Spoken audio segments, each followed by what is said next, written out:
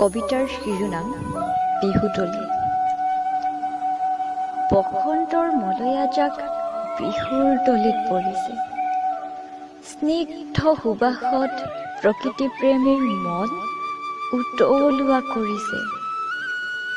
আলোকময় প্ৰকৃতিৰ গছ বিৰিখৰ সুগন্ধিয়ে বিহুতলীৰ চৌদিশ আমোল মোলাই তুলিছে।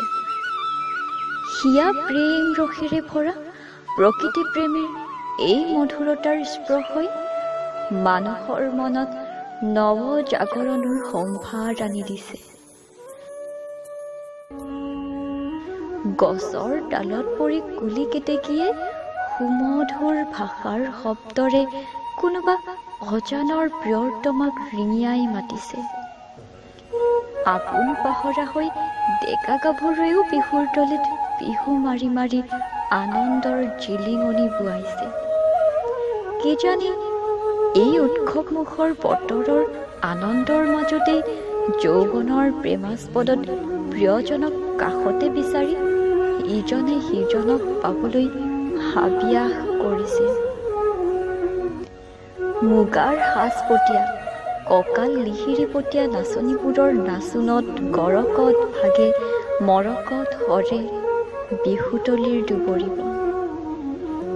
ডেকাহঁতৰ যৌৱনত উগুল ধুগুল মন, কেতিয়াবা হাতৰ চাপৰিত, আন কেতিয়াবা নাচনীয়ে আগবঢ়াই দিয়া টকাৰ চাপৰিত ডেকাহঁতে বিহুতলীত বিহুনাম জুৰে। বিহুনামৰ মিঠা মাতৰ পৰশত নাচনীবোৰেও খামুচীয়া কঁকালটি ভাঙি উলাহতে নাচি নাচি ফুৰে। সন্ধিয়া আহি পৰাৰ সময়ত বিহুতলীৰ বিদায়ৰ ক্ষণত ডেকাহঁতে গাভৰুহঁতলৈ চাই চকুটিপ মাৰে। গাভৰুহঁতেও এটি মিচিকীয়া হাঁহি মাৰি লাজত ধীৰ খোজেৰে ঘৰলৈ লৰ মাৰে। প্ৰেম যৌৱনৰ উন্মাদেৰে প্ৰকৃতিৰ বিনন্দীয়া লীলাভূমি চাই এদিন বিহুতলীৰ ঠাই নিৰ্জন কৰি এইদৰে সকলো ডেকা গাভৰুৱে এবছৰৰ বাবে বিহুতলীক দিয়ে বিদায়।